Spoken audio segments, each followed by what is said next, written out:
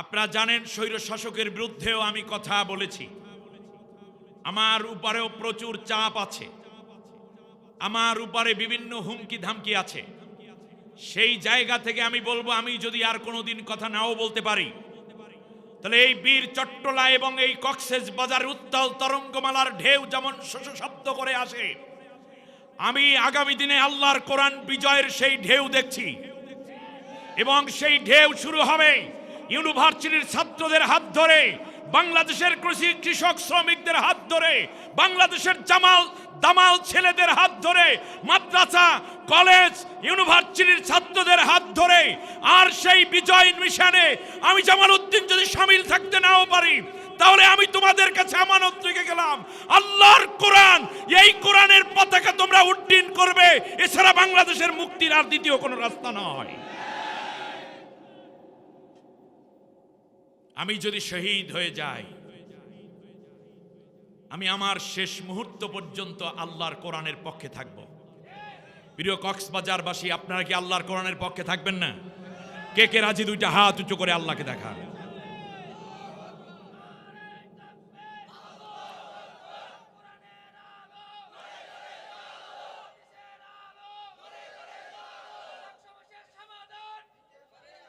সম্মানিত ভাইয়েরা, আমি শেষ কথাটা বলি, জীবন দিয়েছেন যিনি, নিয়ে যাবেন তিনি। কত বড় প্রশিক্ষিত হলে ঠিক মাথায় তারা গুলি করেছে। এর মানে হচ্ছে তাদের আন্দোলনের নাম ছিল কোটা না মেধা। মনে আছে আপনাদের? মেধা থাকে কোথায়? মাথায়। ওরা জাতির মাথা এবং ব্যক্তির মগজকে তারা টার্গেট করেছে। এর মানে হচ্ছে মাথাটাকে ডিস্ট্রয় করে দাও, এক এক করে আমার জাতির মাথাগুলো তারা ধ্বংস করে দিতে চায়। ভারতের বোঝা দরকার, এইটা কোনো সাধারণ রাষ্ট্র নয়। আল্লাহর কসম করে বলি, বাংলাদেশের স্বাধীনতা, সার্বভৌমত্ব এবং মাদ্রাসা মসজিদ অধ্যুষিত বাংলাদেশ, পীর বুজুর্গের বাংলাদেশ, তবলিগওয়ালাদের বাংলাদেশ, আল্লাহর কোরআনের জন্য শহীদ হওয়া, শাহাদাতের রক্তে ভেজা বাংলাদেশ, আল্লামা সাঈদী সাহেবের বাংলাদেশ। মনে রাখতে হবে, আব্দুল কাদের মোল্লার বাংলাদেশ, সালাউদ্দিন কাদের চৌধুরীর বাংলাদেশ, শহীদ জিয়ার বাংলাদেশ, শাহজালাল শাহ মাকদুম শরীয়তুল্লাহর বাংলাদেশে যারাই অন্যায়ভাবে খুঁটা গাঁথতে আসবে, তাদের দাঁত ভাঙা জবাব দেওয়ার জন্য কোটি কোটি হাদি বাংলাদেশের প্রত্যেক প্রান্তরে ছড়িয়ে আছে। আজ কলিজা ফাটাই আওয়াজ, আল্লাহ তুমি আমাদের দোয়া কবুল করো। রব্বুল আলামিন, বাংলাদেশের বিরুদ্ধে যারা ষড়যন্ত্র করে তাদেরকে তুমি উলঙ্গ করে দাও, এই জাতির সাথে তাদেরকে ধরিয়ে দাও। এত হত্যা করার পরেও তারা নেশা মিটে নাই, এখনো ওপার থেকে বলতেছে সমানে মারবি। আফসোস, এরা মানব কুলে জন্মানো নর পশু, নারী পশু, ঠিক কিনা বলেন? আমিও যদি শহীদ হয়ে যাই, আমি দেশের পক্ষী, আল্লাহর কোরআনের পক্ষী শহীদ হব। আল্লাহ রব্বুল আলামিন দুটি কথা বলেছেন শহীদানদের ব্যাপারে। কথাটা বলি, আলোচনা শুরুর আগে আমি হাদির জন্য একটু মুনাজাত করব। আহা, আল্লাহ রাব্বুল আলামিন বলেন, ওয়ালা তাকুলু লিমান ইউকতালু ফি সাবিলিল্লাহি আমওয়াত বাল আহইয়াউ ওয়ালাকিন লা তাশউরুন। সূরা বাকারার মধ্যে আল্লাহ রাব্বুল আলামিন বলছেন 154 নম্বর আয়াত, খুব সম্ভব, যে যারা আমার পথে জীবন দেয়, মৃত্যু হয়, তাদেরকে মৃত্যু বলবা না, তারা জীবন্ত, তারা আমি আল্লাহর কাছে জীবিত, তোমরা বুঝতে পারো না।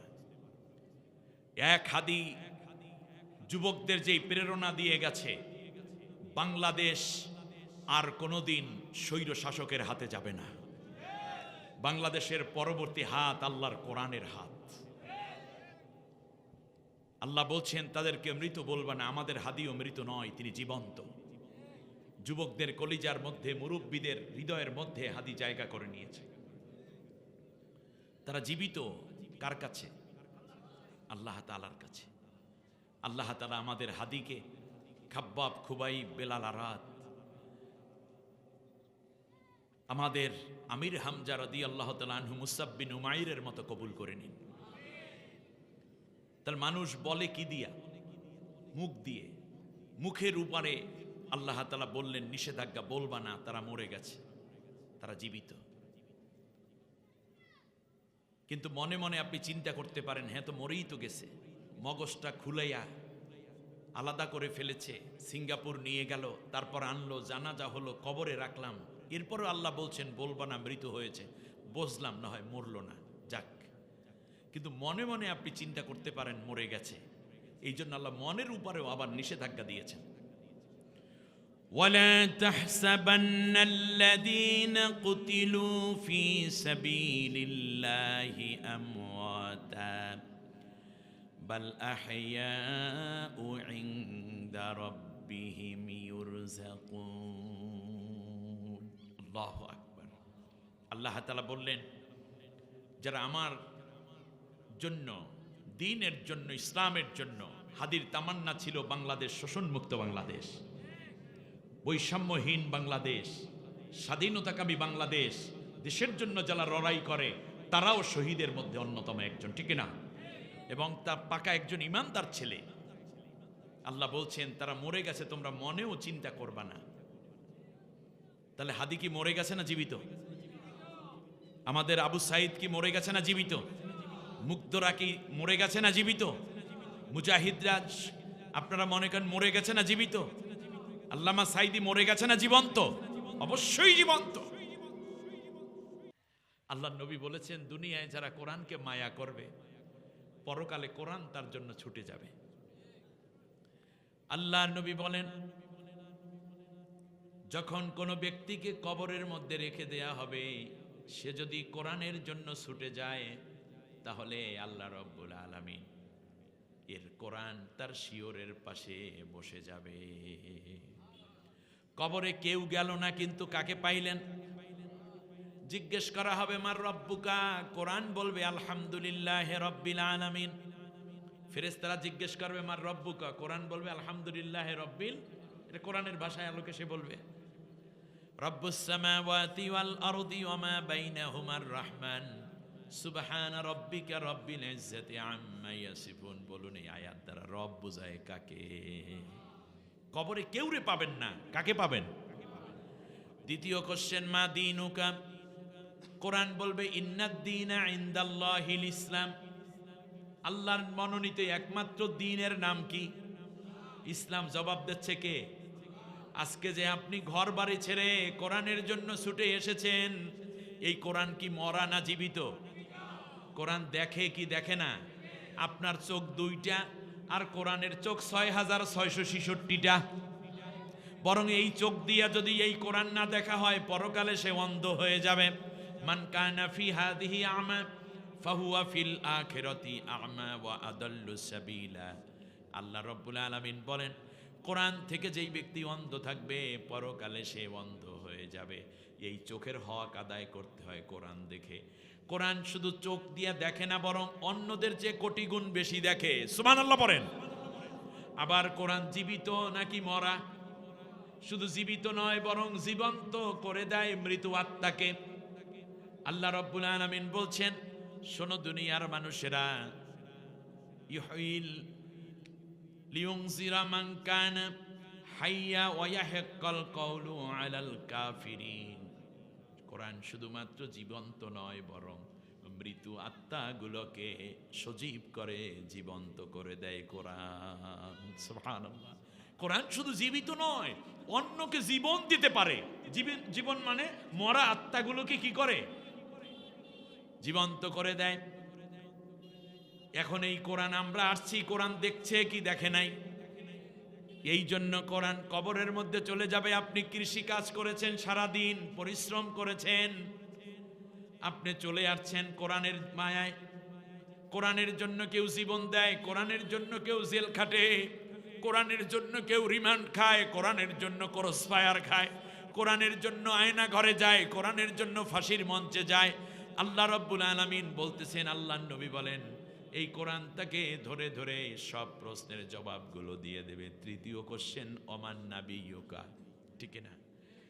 যখন জিজ্ঞেস করবে তোমার নবীর নাম কি, কোরআন জবাব দেবে ওমা মুহাম্মাদুন ইল্লা রাসূল। সুবহানাল্লাহ পড়েন। আমাদের রসুলের নাম কি? মুহাম্মদ। কোরআন জবাব দিয়ে দেবে।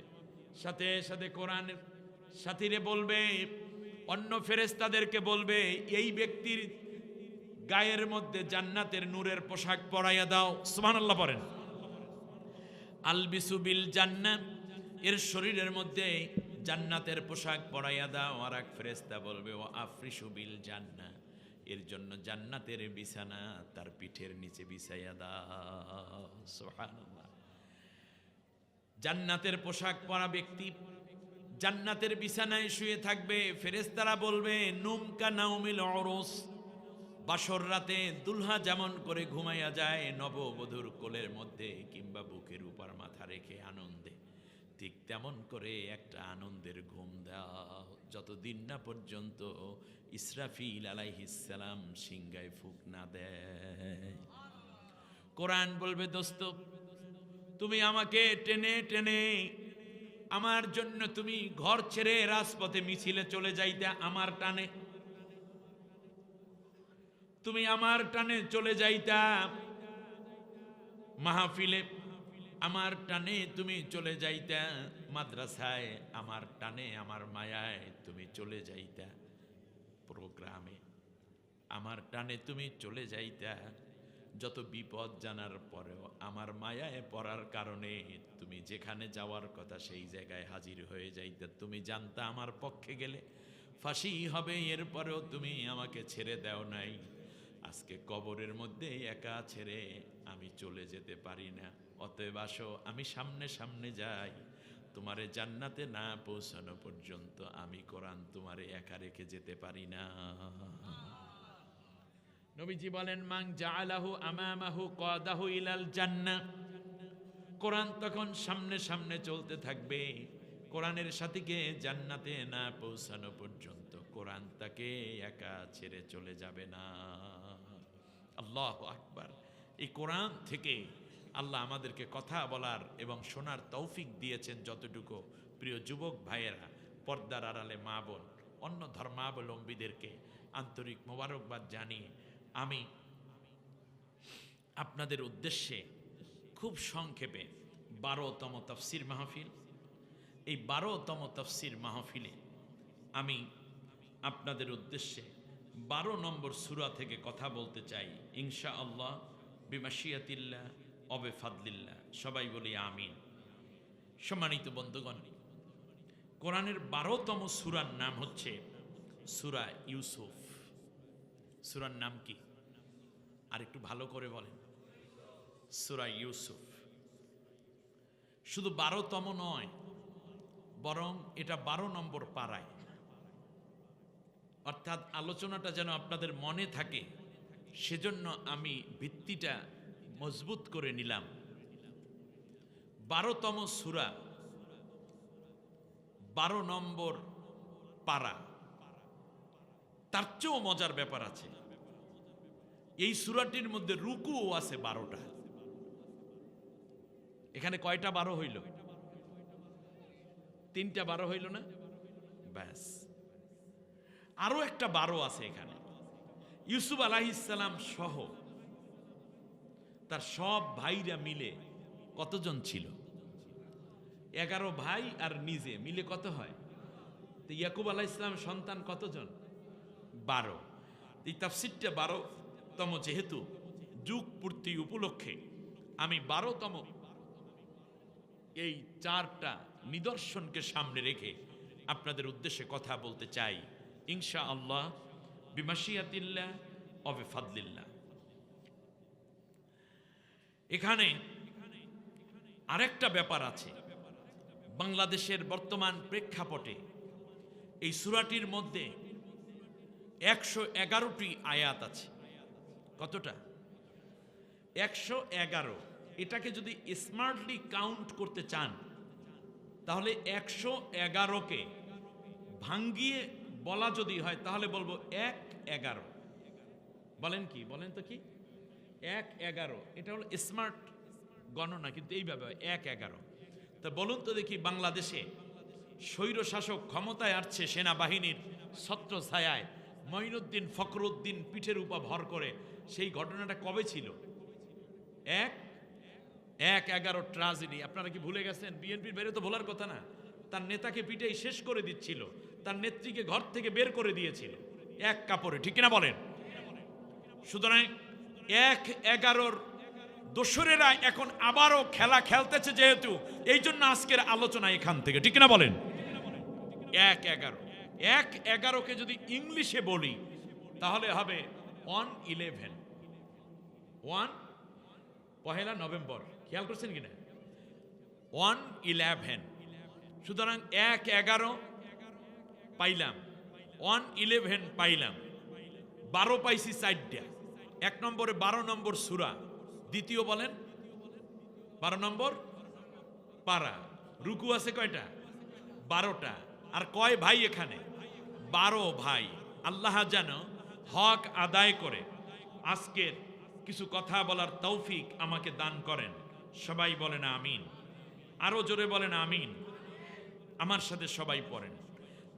আউযু বিল্লাহি মিনাশ শাইতানির রাজীম। বিসমিল্লাহির রাহমানির রাহিম। বিতাড়িত অভিশপ্ত শয়তানের ওয়াসওয়াসা থেকে আল্লাহর আশ্রয় চাই। পরম করুণাময় অসীম দয়ালু আল্লাহর নামে শুরু করছি।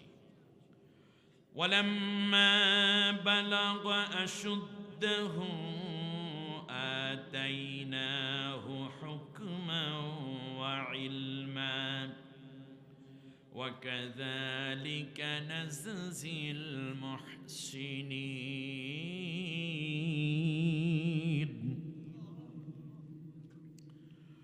وراودته التي هو في بيتها عن نفسه وغلقت الأبواب وقالت هيت لك قال معاذ الله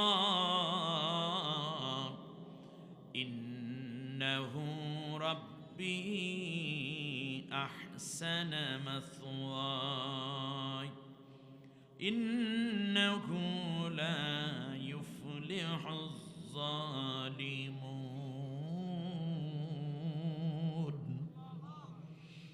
آمنت بالله। স্মরণ করো এক ঐতিহাসিক প্রেক্ষাপটের কথা। সুবহানাল্লাহ পড়েন। যখন আমার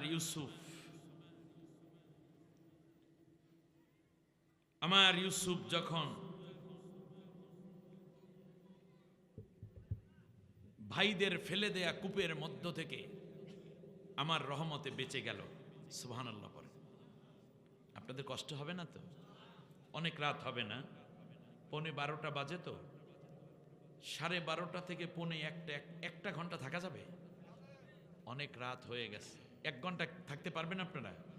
তাহলে অনেক মজার একটা ঘটনা আছে এখানে, সেইগুলো আপনারা শুনতে পাবেন আল্লাহর কোরআন থেকে ইনশাআল্লাহ, বিমাশিয়াতিল্লাহ ওয়া বিফাদলিল্লাহ। আল্লাহ রাব্বুল আলামিন বলছেন, শোনো, আমার ইউসুফ ভাইরা যখন তাকে কূপে ফেলে দিল, 3 দিন কূপের মধ্যে আমি আল্লাহ তাকে জান্নাতের খানা খাওয়াইয়া জিবরিলের হাতের উপরে লালন পালন করলাম। কারণ বিপদে পড়ে আমার ইউসুফ আমাকে ডেকেছে। সুবহানাল্লাহ বলেন। এরপরে মালিক মিশর তাকে নিয়ে গেল কূপের মধ্য থেকে। যখন ইউসুফ বালতি ধরে উপরে উঠে আসলো, তাঁবুর মধ্যে তাকে নিয়ে গোপন করার চেষ্টা করলো, কেউ যেন না দেখে, কারণ এত সুন্দর ছেলেকে দেখলে আবার অন্য নিয়ে যাবে। তাকে মালিক মিশর নিয়ে গেল মিশরের রাজধানী কায়রোতে। ইউসুফও 3 মাস পরে সুস্থতা আসলো দেহের মধ্যে। তাকে বাজারে ওঠানোর পরে অনেকেই কিনতে চায়, শেষ পর্যন্ত মালিক আজিজ মিশর তাকে কিনল এক পাল্লায় ইউসুফকে বসারো, আর এক পাল্লায় সমপরিমাণ স্বর্ণের ওজন দিয়ে ইউসুফকে কিনে নিল মিশরের প্রেসিডেন্ট আজিজ মিশর। তখন ইউসুফের গায়ে ওজন ছিল 41 কেজি, মতান্তরে 42 কেজি। বয়স তার 7 বছর। সুবহানাল্লাহ। সেখান থেকে ইউসুফ থাকলো মিশরের প্রেসিডেন্টের ঘরে। একটা পর্যায়ে এখান থেকে আলোচনা শুরু, কিন্তু যখন ইউসুফ যৌবনকালে উপনীত হলো, তখন তাকে আমি 2টা জিনিস দান করলাম। একটি হচ্ছে রাজনৈতিক জ্ঞান, আর একটি হচ্ছে নিজের জীবন পরিচালনার জ্ঞান। সুবহানাল্লাহ। একটা হলো হুকমা, আর একটা হলো ইলমা। বলেন তো দেখি কি বলছি? আল্লাহ বলছেন আতাইনাহু হুকমা ওয়া ইলমা। এখানে উলামায়ে কেরাম রয়েছেন, অনেক জাইয়্যিদ উলামা রয়েছেন, এবং রেকর্ড হচ্ছে, লাইভ হচ্ছে। হুকমা মানে হচ্ছে রাজনৈতিক জ্ঞান, হুকমা মানে হচ্ছে লিডারশিপ নলেজ, হুকমা মানে হচ্ছে অন্যকে পরিচালনা করতে পারে এমন জ্ঞানকে আরবিতে বলে হুকমা। আর নিজে নিজে পরিচালিত হতে পারে অথবা নিজের সংসারকে চালাইতে পারে, এইটাকে বলে ইলমা। এজন্য কোরআনে আমরা যখন দোয়া করি তখন বলি রব্বি জিদনি, জিদনা নাকি জিদনি? জিদনি মানে কয়জন? একজন। আল্লাহ তুমি আমার জ্ঞান বাড়াই দাও, কারণ ইলেম একজনের মধ্যেই থাকে। ইলেম অন্যের ভিতরে প্রভাব ফেলে অন্যকে পরিচালনা করা সম্ভব হয় না, কিন্তু হিকমা দিয়ে গোটা জাতিকে পরিচালনা করা যায়। সুবহানাল্লাহ বলেন। আসুন আমরা সামনে আয়াত নেব। আল্লাহ তাআলা বলেন, এমনি করি আমি নেককারদেরকে, সৎ মানুষকে পুরস্কৃত করে থাকি। সুবহানাল্লাহ বলেন। কোন বয়সে আল্লাহ এই 2টা জিনিস দিলেন? যখন সে যৌবনকালে উপনীত হয়েছে। যৌবনকাল আসলো, আল্লাহ তাআলার দয়া পড়ল ইউসুফের উপরে। 2টা জিনিস দিলেন, রাজনৈতিক জ্ঞান দিলেন, আবার নিজের জীবন পরিচালনার জ্ঞানও আল্লাহ তাকে দিলেন। কিন্তু সমস্যা হয়ে গেছে এক মহিলা।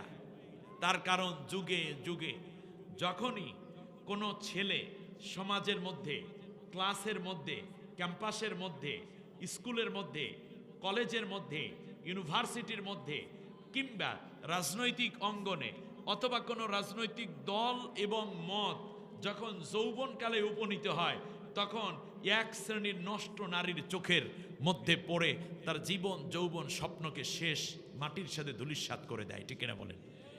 ছেলেটা মেট্রিকে golden A plus, IA golden A plus, ইউনিভার্সিটিতে ভর্তি হয়েছে, কয়দিন পর গাজায় ধরছে।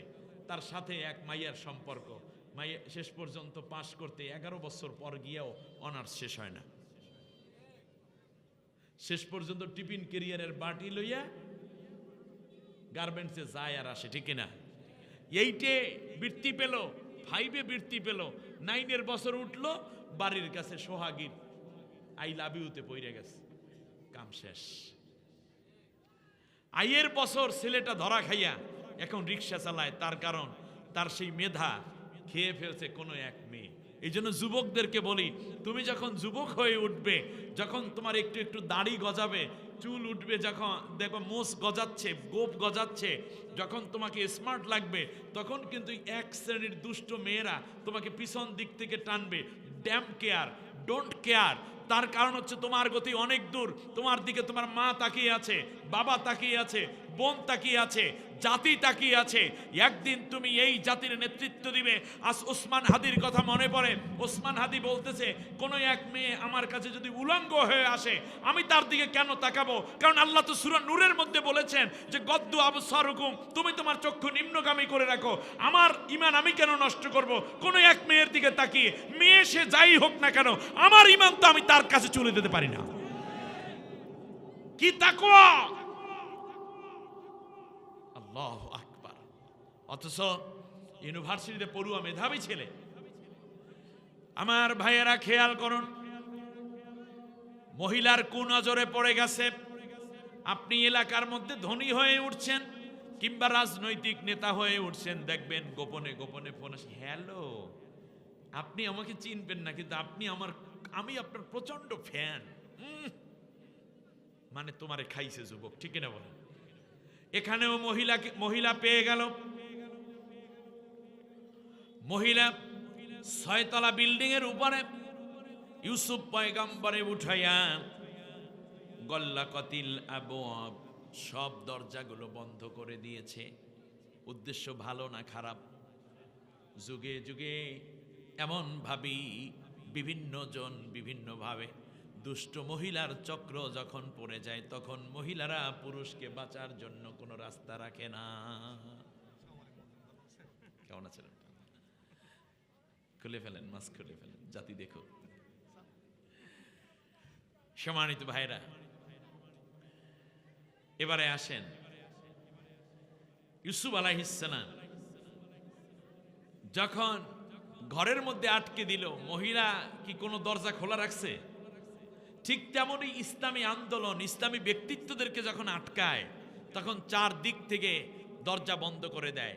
ঘরেও থাকতে দেয় না, মিছিলও করতে দেয় না, মিটিংও করতে দেয় না, মামলা হামলা করে সব শেষ। এমনকি দলের নিবন্ধনটাও বাতিল করে, মার্কাটাও বাতিল করে, দলটাও ব্যান্ড করে দেয়। এইরকম দুষ্ট মহিলা আমাদের দেশে নাই। এটা ছিল কি না? সব বন্ধ করে দিয়েছে। এমনকি ফাঁসি দিয়েছে, ফাঁসির পরে তার দলীয় কর্মী সন্তানরা জানাজা পড়বে, জানাজাটা পর্যন্ত পড়তে দেয় নাই তার পেটুয়া বাহিনী দিয়ে, ঠিক কিনা বলেন? সব দরজা বন্ধ করে দিয়েছে। ওখানে ইউসুফ আলাইহিস সালামের চরিত্র নেয়ার জন্য দরজা বন্ধ করে, আর এখানে গোটা ইসলামী আন্দোলনকে বন্ধ করে দেওয়ার জন্য নষ্টা নারী ইসলামী আন্দোলনের সব দরজা গল্লাকাতিল আবওয়াব। এই গল্লাকাতিল আবওয়াব মানে শুধুমাত্র 2 জনের মধ্যে রাখলে হবে না। ইউসুফ আলাইহিস সালাম তাওহীদের ঝান্ডা বহন করে নিয়ে আসছিলেন মূর্তির বিরুদ্ধে, অগ্নি পূজার বিরুদ্ধে, ঠিক কিনা বলেন? অতএব যুগে যুগে যারা ইসলামী বিপ্লব করতে চান, তাদের সমস্ত দরজা বন্ধ করে দেয় এরকম দুষ্কৃতিকারী নারী আছে, কিন্তু কোন দরজা দিয়ে আল্লাহ বের করবেন সেইটা ওই নারীরা জানে না। আমার কথা বুঝতে কষ্ট হচ্ছে না তো আপনাদের? আল্লাহ রাব্বুল আলামিন বলেন, শোনো, এবার মহিলা ডাক দিয়ে বলে, দরজা বন্ধ করলো, এরপর বলল, ওয়াকালাত হাইতালাক, কি হইল তোমার? এসো, আমার কাছে আসো, আমার মনোরঞ্জনের জন্য তুমি এগিয়ে আসো। এর মানে হচ্ছে আমি যা চাই তুমি তা করো। একদিকে দল ব্যান্ড করে, অপরদিকে বলে আমি যা বলি তা শোনো, তাহলে তোমাদের আর কোনো অসুবিধা কি? কাছে ডাকে, খেয়াল করছেন কিনা? মহিলা ডাকছে কোনো এক কারণে, কিন্তু এমনি করে ইসলাম, ইমানদার যুবক তরুণদের ইমান, বৃদ্ধদের ইমান নষ্ট করার জন্য এইভাবে নারীরা ডাকে। এই রকম কুলাঙ্গার নারী আজও সমাজে আছে না নাই? কোন মুসলিমা নারী কি এরকম হতে পারে? অবশ্যই না। হাই তালাক, হইল কি তোমার? আসো না কেন? গায়ের কাপড় চোপড় মহিলার খোলা। হযরত ইউসুফ আলাইহিস সালাম দেখলেন দরজাগুলো সব বন্ধ, কোথায় যাব? মহিলার দিকে যাওয়া ছাড়া আর বিকল্প কোনো রাস্তা নাই। এমন সময় ইউসুফ আলাইহিস সালাম আল্লাহ রাব্বুল আলামিনের ধর্ণা ধরলেন। আল্লাহ তাআলার কাছে ডাক দিয়ে বললেন, মাআযাল্লাহ, আমি কারো দিকে যাব না, কোনো নারীর দিকে যাব না, আমি আল্লাহ রাব্বুল আলামিনের দিকে রওনা করলাম। আল্লাহ রাব্বুল আলামিনের আশ্রয় চাই, তিনি আমার একমাত্র ভরসার স্থল। সুবহানাল্লাহ। ইন্নাহু লা ইউফলিহুজ জালিমুন, আল্লাহ রাব্বুল আলামিন কোন জালেমকে সাফল্য দেন না, সে নারী হোক কিংবা পুরুষ হোক। আপনারা বলুন তো দেখি, যেই নারী চেয়েছিল সবাইকে তার দলে নিয়ে নিতে, তার মতো কাজ করাতে, বলুন দেখি ইসলামপন্থীরা কি তার দলে যোগদান করছিল নাকি? না করার কারণে সব দরজাই আটকাই দিছিল, ঠিক কিনা? তাই বলে কি ভয় পেয়ে তারা বিদেশে পালাই গেছে? না, চূড়ান্ত পর্যায়ে যখন হলো, দলটাকেও নিষিদ্ধ করা হলো। এবার খেয়াল করুন, তারপরের 4 দিনের মাথায় মহিলা পালাইয়া দৌড়াইছে, ঠিক কিনা বলে? কয় দিনের মাথায়? 4 দিনের মাথায়। তাহলে বোঝা যাচ্ছে যে আল্লাহ তাআলা জালেমদেরকে কোনোদিনও বিজয় দান করেন না। আরে এদের কিছু নেতৃবৃন্দকে হত্যা করেছো, অন্যায় ভাবে গুম করেছো, খুন করেছো, কিন্তু তোমার তো পুরো দল শেষ। তার কারণ আল্লাহ রাব্বুল আলামিন বলেন, শোনো, এরা যখন পরাজিত হয় তখন এদের কেউ আর থাকে না, দুনিয়ায়ও থাকে না, আসমানেও থাকে না। আল্লাহু আকবার কইবেন না? আল্লাহ রাব্বুল আলামিন বলেন, ফামা বাকাত আলাইহিমুস সামাউ ওয়াল আরদু ওয়া মা কানু মুনজারিন। আল্লাহ তাআলা বলেন, জালেম যেই দিন শেষ হয়ে যায় সেই দিন পৃথিবীতেও কেউ কান্দে না, আসমানেও কেউ কান্দে না।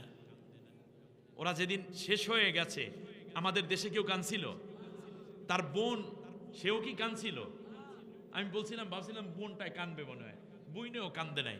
পরে ভাবছিলাম যে ছেলে মেয়ে দুইটা বিদেশে আছে না, ভাবছিলাম যে মনে হয় কাঁদবে, তারাও কি কাঁদছে? না কান্নার কারণ আল্লাহ নিজে কাঁদতে দেন নাই, কারণ ওদের জন্য কোনো মায়া এই জাতির মধ্যে নাই। কান্দে না, তাহলে কি করে? আল্লাহ বলছেন, ফাকুতিআ দাবিরুল কওমিল্লাযীনা যালামু ওয়ালহামদুলিল্লাহি রাব্বিল আলামিন। আল্লাহু আকবার। যখন জালেমরা শেষ হয়ে যায় সেই দিন কেউ ইন্নালিল্লাহ পড়ে না, আফসোস করে না, কান্না করে না, বরং সবাই আনন্দে বলতে থাকে আলহামদুলিল্লাহে রাব্বিল আলামিন। আপনারা কি কান্দা পার্টি না আলহামদুলিল্লাহ পড়া পার্টি? আলহামদুলিল্লাহ পড়া পার্টি। এখন দূর থেকে আমার দেশের কিছু সোনার ছেলেকে হত্যা করে এবং বিশৃঙ্খলা সৃষ্টি করে সামনের বাংলাদেশের যে গণতান্ত্রিক একটি পরিবেশ আছে এবং ভ্রাতৃত্ববোধের যে একটি রাষ্ট্র কায়েম হতে যাচ্ছে, সেইটায় তারা বাধা এবং বিশৃঙ্খলা সৃষ্টি করতে চায়। এটাও হতে দেওয়া যাবে না ইনশাআল্লাহ। আমার বন্ধুগণ, এবারে আসি, হুকমা কারে কয়? হুকমা বলতে কি বোঝায়? আল্লাহ সুবহানাহু ওয়া তাআলা বলেন, আমি যে কিতাব নাজিল করেছি এটা হচ্ছে সমস্ত নেতৃত্ব এবং কর্তৃত্ব এই কোরআন দিয়ে তোমরা চালাবে। লিতাহকুমা বাইনান নাসি বিমা আরাকাল্লাহ। এখানে হুকমা শব্দ, লিতাহকুমা মানে তোমরা কি করবে? রাষ্ট্রের মধ্যে এই কোরআন দিয়ে বিচার এবং ইনসাফ কায়েম করবে, সংবিধান বানাবে। এই জন্য আমি আল্লাহ এই কোরআনকে নাজিল করেছি। আর আমরা এটাকে সুমার কেতাব বানাইছি, খতমের কেতাব বানাইছি, ঠিক না? তো কোরআন আর ছিল জাতি পরিচালনা করার জন্য, আর আমরা কোরআনকে খতমের কেতাব বানিয়েছি। এইবারে সব দল তো দেখলাম বিভিন্নভাবে, অন্য কোনো দল আমি বুঝি না, নাম দলের যাই হোক, সবাই মিলে একটা সিদ্ধান্ত নেব। আপনি দল যেটাই করেন, সব মিলে একটা সিদ্ধান্ত নেব যে অনেক দল এবং অনেক মত দেখা শেষ, এবার হবে আল কোরআনের বাংলাদেশ। সবাই রাজি? আল্লাহ রাব্বুল আলামিন বলেন, শোনো, এইবার হুকমা শব্দটা নেন আবার। ওয়াকাযালিকা আনজালনাহু হুকমান আরাবিয়্যা। আমি আল্লাহ রাব্বুল আলামিন আরবি ভাষায় হুকমা নাজিল করেছি। সুবহানাল্লাহ। হুকমা মানে রাষ্ট্র পরিচালনার জ্ঞান, রাজনৈতিক একটা কিতাব আমি নাজিল করেছি। কারণ ইউসুফ আলাইহিস সালাম কি শুধুমাত্র নবী হয়ে মানুষকে সুবহানাল্লাহর তালিম দিয়েছেন, কালেমার তালিম দিয়েছেন, নাকি মিশরের প্রেসিডেন্টও ছিলেন? কথা বলেন না, দোষ প্রেসিডেন্ট ছিলেন না? তাই প্রেসিডেন্ট হইতে হইলে তিনি কি রাজনীতি বোঝেন কি বোঝেন না?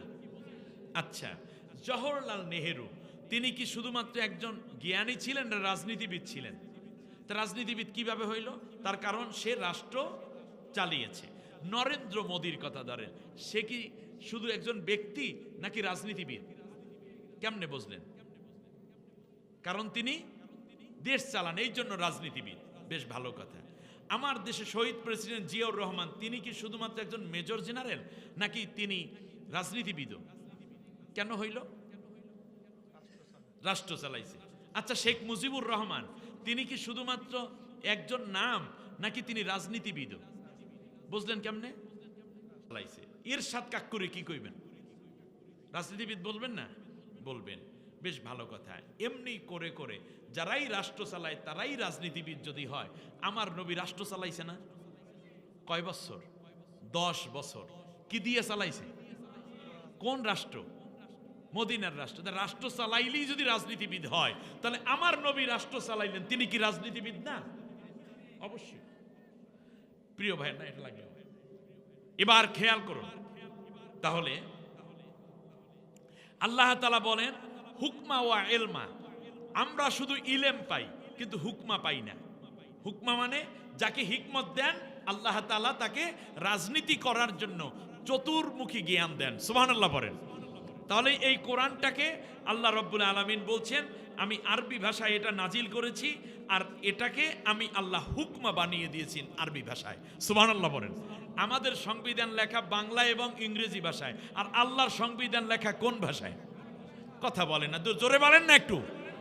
আরবি ভাষায়। তাহলে হুকমা, সংবিধানকে আরবিতে বলে হুকমা, বলেন হুকমা। তাহলে কোরআন হইল হুকমা কোন ভাষায়? আরবি ভাষায়। এবার আল্লাহ রাব্বুল আলামিন বলেন শোনো, শুধুমাত্র এটাই নয়, বরং আরো কিছু কথা শোনো। রব্বি হাবলি হুকমান ওয়া আলহিকনি বিসসালিহিন।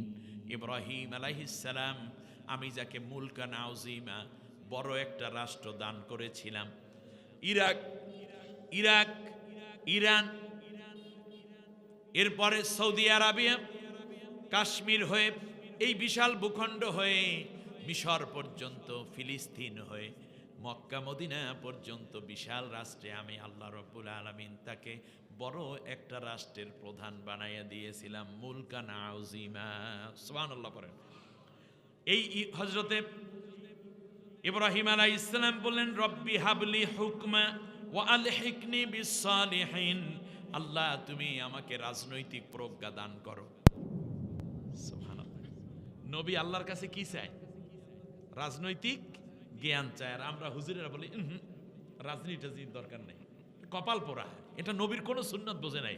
অথচ আল্লাহর নবী যখন মক্কা থেকে মদিনায় প্রবেশ করেন তখন বলছে ওয়াজআলনি মিল্লাদুনকা সুলতানান নাসিরা।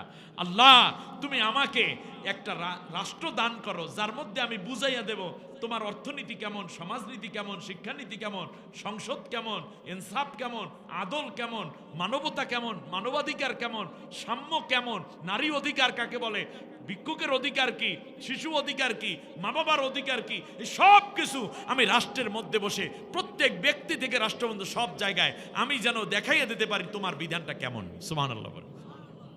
আমার বন্ধুগণ, তো নবী চাইলেন রাষ্ট্র, আর আমরা বলি যে রাষ্ট্র দরকার নেই।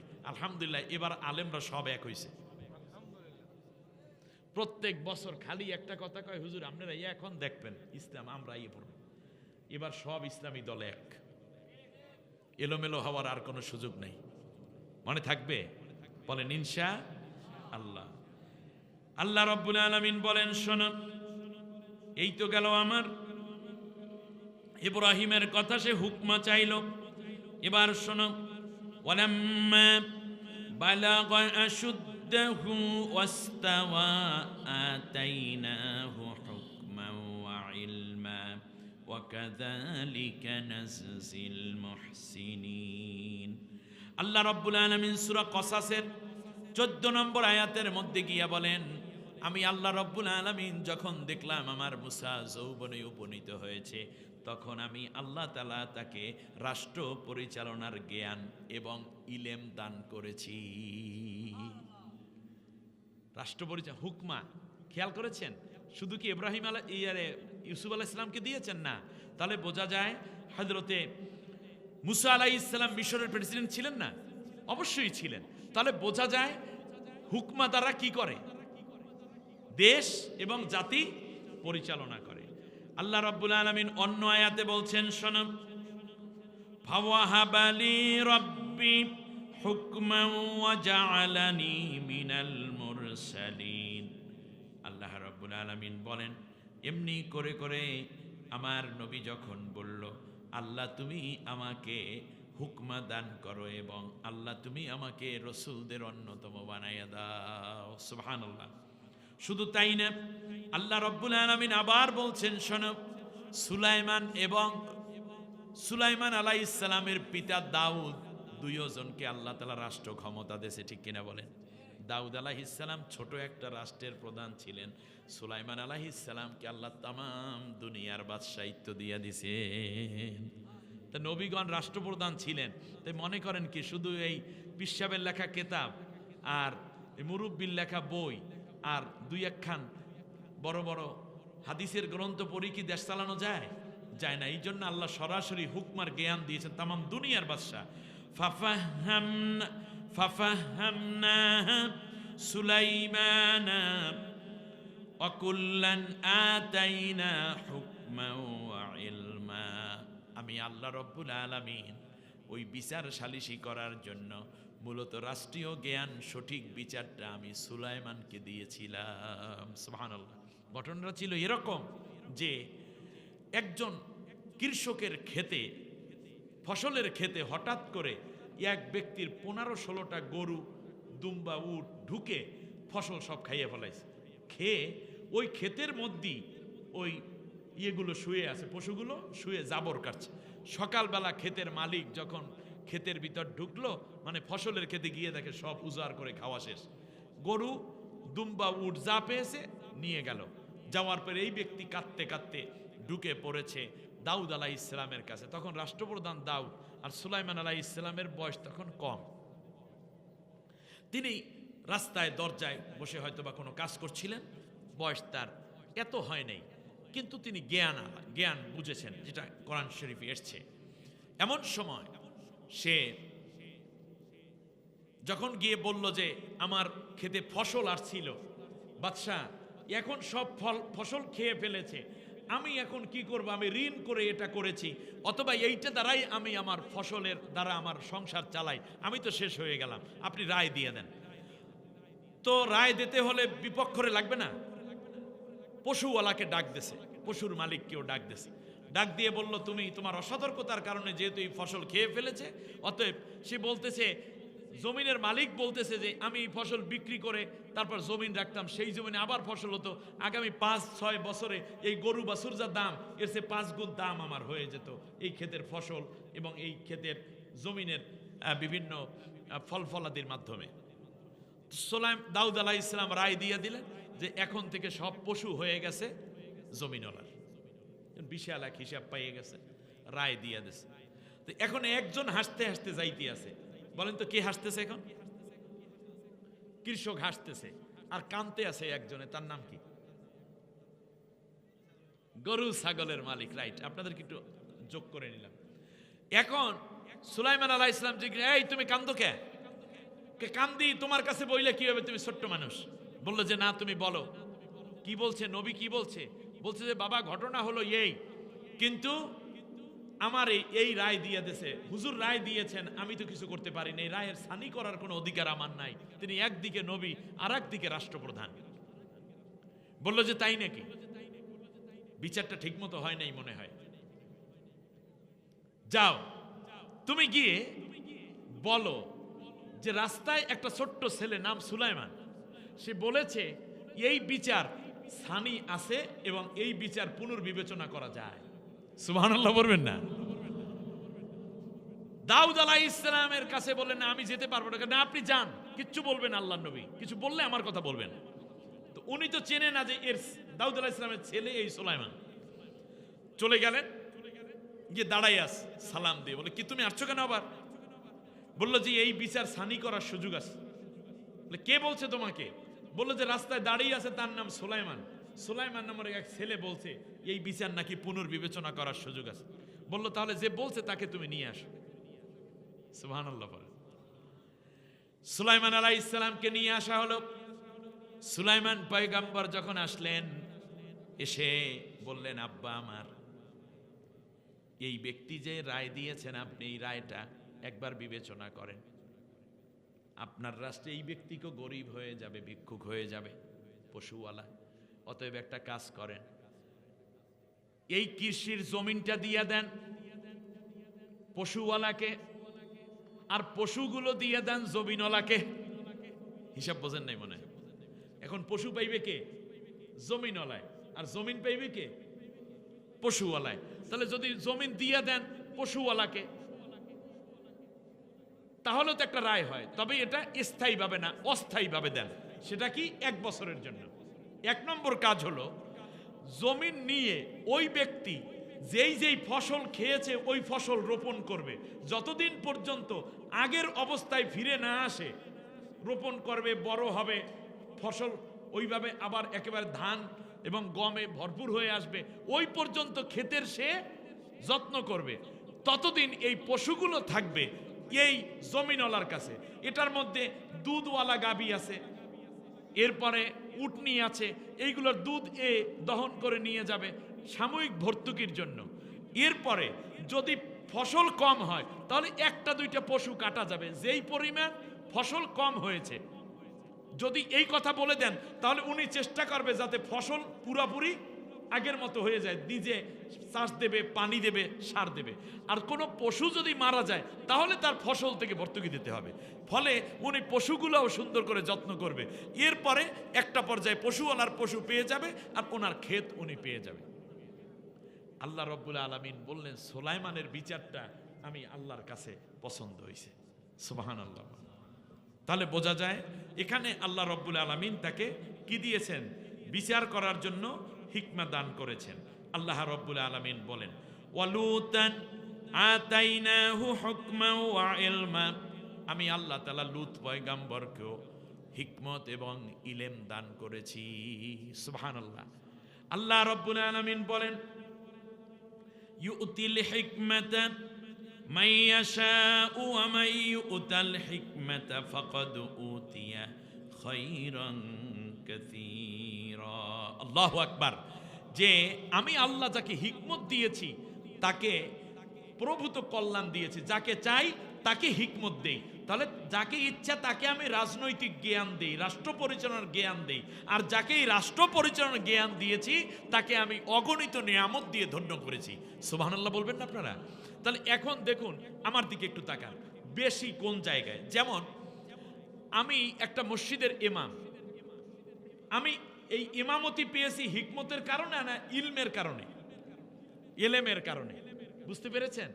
আচ্ছা, একটা মাদ্রাসার মুহতামিম অথবা প্রিন্সিপাল হুজুর, তিনি প্রিন্সিপাল হয়েছেন হিকমতের কারণে না ইলেমের কারণে? এলেমের কারণে। কিন্তু আপনারা বলুন তো দেখি, একজন শিক্ষা মন্ত্রী হন, তিনি কি শুধু ইলেমের কারণে নাকি রাজনৈতিক কারণও আছে সেখানে?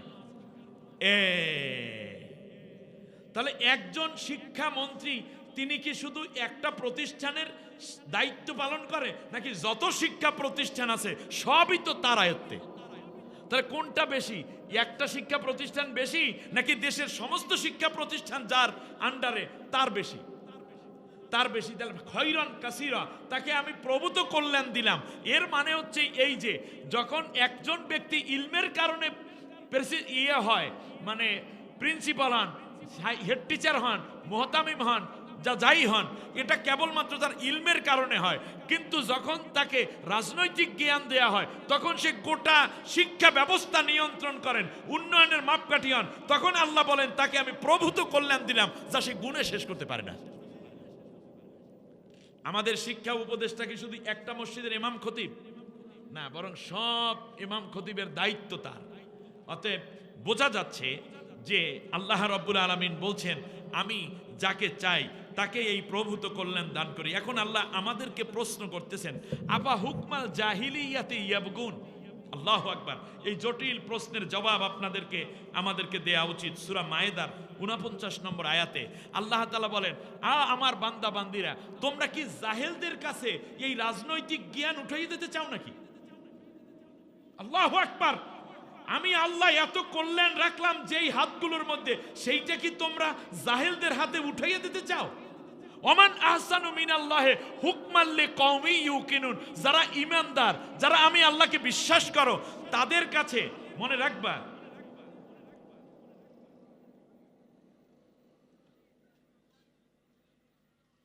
যারা তোমরা মনে রাখবে যে এই রকম যারা হবে তারা মূলত ওমান আহসানু মিনাল্লাহি হুকমান লিকওমি ইউকিনুন। মোকেন বান্দা যারা, অবিল আখিরাতুহুম ইউকিনুন আছে না, যারা ইয়াকিনওয়ালা বান্দা, তাদের জন্য আমি আল্লাহর বিধানের চাইতে উত্তম কোন বিধান আর হতে পারে না। জাহেল কাকে বলে?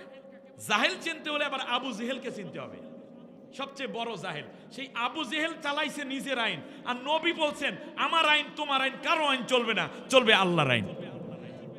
অতএব যারা এই রকম জাহিলিয়াত আইন তৈরি করে, আল্লাহ বলছেন হুকমা দেওয়ার ক্ষেত্রে আমার যদি ইয়াকিনওয়ালা বান্দা হও, আমাকে যদি দৃঢ় বিশ্বাস করো, তাহলে আমার বিধানের চাইতে, আমার হুকুমের চাইতে অন্য হুকমা তোমরা নিতে পারবে না। সুবহানাল্লাহি বিহামদি।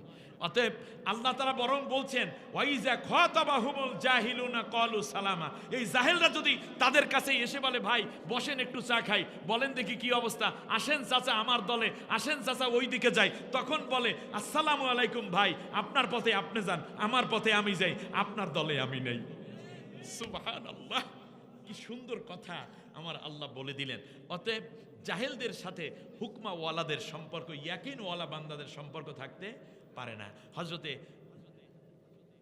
হযরত ইউসুফ আলাইহিস সালামকে আল্লাহ রব্বুল আলামিন হুকমা দান করলেন, তখন কুনজরে পড়ে গেছে কার? মহিলা চাইতে তার চরিত্র হনন করতে। এক পর্যায়ে ইউসুফ আলাইহিস সালাম চরিত্র বাঁচানোর জন্য দৌড় দিলেন, কিন্তু মহিলা তার পিছন দিক থেকে টেনে ধরল, আপনারা জানেন। কিন্তু এরপর তাহলে বোঝা যায় মহিলারা যখন এই হুকমা ওয়ালাদেরকে ধরে তখন সামনের দিকে আগাইয়া দেয় না, বরং পিছের দিকে টাইনে রাখতে চায়। বলেন পিছের দিকে টেনে রাখতে চায়। কিন্তু আল্লাহ তাআলা বিজয় দেবেন কাদেরকে? হুকমা ওয়ালাদেরকে বিজয় দেন। ওয়াকাযালিকা নাযিল মুহসিনিন, এই মুহসিনদেরকে, এই হুকমা ওয়ালাদেরকে আমি আল্লাহ বিজয় দেব। অতএব বাংলাদেশের 54 বছর হয়ে গেছে। লা ইউফলিহা কওমুন ওয়াল্লাহু আমারহুম ইমরা। নারীরা যখন শাসক হবে তখন মনে রাখবা সামনে আগাইতে পারবা না, পিছিয়ে টানবে। আমার কথা না নবীজির কথা? অতএব জুলাইখার গোষ্ঠীরা যতদিন আছে ততদিন আমাদেরকে পিছিয়ে টানিয়ে রাখবে। এইবারে ইউসুফের গোষ্ঠী আসতেছে, কথা বলে না। এবার চূড়ান্ত ভাবে আর পিছে ফেরার কোনো সুযোগ নেই, দিতে হবে সামনে দৌড়, যা আছে কপালে, ঠিক কিনা বলেন? জামা প্রয়োজনে ছিঁড়ে যাক, কিন্তু দৌড় সামনে যাইবে। ইউসুফের উত্তরসূরি আমরা, ঠিক না? যুবক বন্ধুগণ, আমি আজকে আপনাদেরকে নিয়ে আর কথা বাড়াতে চাই না। অনেক সুন্দর একটি জায়গা থেকে কথা বলেছি। আশা করি আপনারা বিবেচনা করবেন আগামীর দিনে যেন আল্লাহ রাব্বুল আলামিন তার, আমরা তো সব দেখলাম, একটা বারের জন্য আল্লাহর কোরআনটাকে দেখতে চাই। কে কে দেখতে চান? দুইটা হাত উঁচু করে আল্লাহকে দেখান। বাহ, লিল্লাহি তাকবীর, নারায়ে তাকবীর। আল্লাহ তুমি আমাদের হাতগুলো কবুল করে নাও। ওসমান হাদির শাহাদাতের ঘটনায় কক্সবাজারে মিছিল হচ্ছে, যুবকরা চলে যাচ্ছে কোটবাজারে। না, আমরাও তো একটা মিছিল দিতে পারি, আমাদের নেতৃত্বে একটা মিছিল হতে পারে না? মুনাজাত শেষে একটা মিছিল দেব, সবাই রাজি আছেন? প্রতিবাদ হবে, সবাই রাজি? সবাই রাজি? তাহলে কেউ যাইয়েন না, এখান থেকে মিছিল হবে কমপক্ষে ওই পর্যন্ত, ঠিক আছে কিনা? একটা হক আদায় হবে। লা ইউহিব্বুল্লাহুল জাহরা বিসসুই মিনাল কওলি ইল্লা মান যুলিমা। আল্লাহ তাআলা বলছেন তোমরা মিছিল করবা, আওয়াজ বড় বড় করবে, এটা আল্লাহ পছন্দ করে না। তবে যদি মাজলুম হয় কেউ, সে চিৎকার করবে, ওই চিৎকার আমার আরশ পর্যন্ত পৌঁছাবে। আমার রহমত মাজলুমদের উপরে ঝরতে থাকবে, জালেমদের উপরে আমার লানত অবতীর্ণ হতে থাকবে। আল্লাহুম্মা আমিন। আলহামদুলিল্লাহি রাব্বিল আলামিন, ওয়াসসালাতু ওয়াসসালামু আলা রাসূলিহিল কারীম। রব্বানা যালামনা আনফুসানা ওয়া ইন লাম তাগফির লানা ওয়া তারহামনা লানাকুনান্না মিনাল খাসিরিন। আল্লাহ তাআলা ইসলামী সমাজ কল্যাণ পরিষদ কর্তৃক আয়োজিত 12তম তাফসীর মাহফিলের আখিরি মোনাজাত, ভিক্ষুকের মতো হাত পেতেছি, জীবন ভরে যত গুনাহ করেছি, কোরআনের বরকতে, নবীর মহব্বতে আমাদের জিন্দেগির তামাম গুনাহ রাশি মাফ করে দাও। আল্লাহ, আমরা আজকে একদিকে কোরআন শুনতে এসেছি, আর একদিকে কলিজা ভরা বেদনা। রব্বুল আলামিন, দয়া করে তুমি আমাদের মাহফিল খানা কবুল আর মঞ্জুর করে নাও। আল্লাহ, কিয়ামতের দিন এই মাহফিলকে তুমি আমাদের নাজাতের জরিয়া বানায়া দিও। আল্লাহ, কোরআনের কথা যারা শুনতে এসেছেন, আল্লাহ বলতে এসেছি, সকলকে জীবনে একটা বারের জন্য হলেও নবীর রওজার কিনারে গিয়ে সালাম দেওয়ার তৌফিক করে দাও। মাবুদ রে, তোমার ঘর জিয়ারত করার মতো তৌফিক আমাদেরকে নসিব করো। তামাম দুনিয়ার মাটির নিচে যত মুমিন মুমিনাত সকলের আরয়ে সওয়াব পৌঁছে দাও।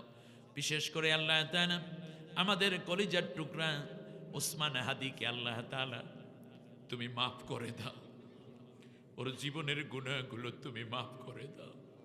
ওসমান হাদি মনে হয় যেন শাহাদাতের জন্যই তৈরি হয়েছে। আল্লাহ তাআলা ওর কথা আচরণ, তার ভাবভঙ্গি, দেশপ্রেম, ইসলাম প্রেম দ্বারা বোঝা যায় তিনি ছিলেন এই যুগের ইসমাইল, তিনি ছিলেন এই যুগের হোসাইন। আল্লাহ তাআলা ইয়াজিদের গোষ্ঠী তারে হত্যা করে ফেলেছে। আমার ভাইকে আল্লাহ তোমার হাতে সুপর্দ করে দিলাম, তার রুহুটাকে তুমি জান্নাতুল ফেরদাউসে আল্লাহ তাআলা জায়গা করে দিও। মেহেরবান মালিক, এই মাহফিলের আয়োজন যারা করেছেন, বলতে এবং শুনতে আমরা যারা এসেছি, জানি না কার মা নাই, কে যেন তার বাবাকে হারাইয়া চোখের পানি ছেড়ে কান্দে। আল্লাহ তাআলা দয়া করে প্রত্যেকের মা বাবার কবরগুলোকে জান্নাতের টুকরা বানাইয়া দাও। আল্লাহ তাআলা মা বাবা যাদের বেঁচে আছেন নেক হায়াত বাড়াইয়া দাও।